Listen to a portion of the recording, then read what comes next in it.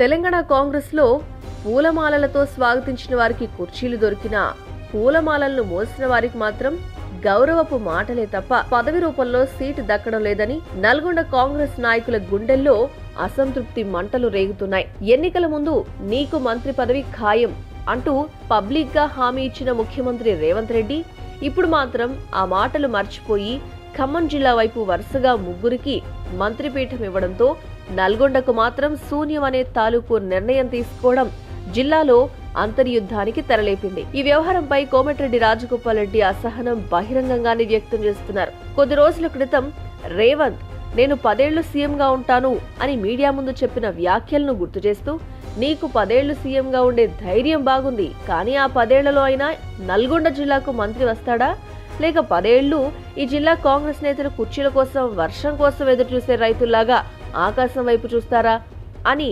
రాజగోపాల్ చెప్పుకొచ్చారు. ఇది కేవలం అసంతృప్తి స్థాయిలో మాత్రమేనా, లేక రాబోయే కాలంలో కాంగ్రెస్ కు పెద్ద తలనొప్పి అవుతుందా అన్నది ఇప్పుడు చర్చనీయాంశం. రాజకీయ విశ్లేషకులు చెప్తున్నట్టుగా ఖమ్మం జిల్లాకు ఒకేసారి ముగ్గురికి మంత్రి పీఠాలు కేటాయించడం ఒక పూల చెట్టు 3 పూలులా మారింది. ఈ క్రమంలో మిగతా జిల్లాల నేతలు కాస్త గుండెల్లో మంట పెట్టుకుని పైకి మౌనం వహిస్తున్నా లోపల మాత్రం ఈ అసమానతపై మంటలు రగులుతున్నాయి. నల్గొండకు మాత్రం మంత్రిపీఠం రాకపోవడం ఇక్కడి ఓట్లు, కృషి కేవలం సీట్లు గెలిపించడానికేనా, గెలుపు తర్వాత గౌరవం పంచుకోవడానికి కాదు అనే అనుమానాలు పెంచుతోంది.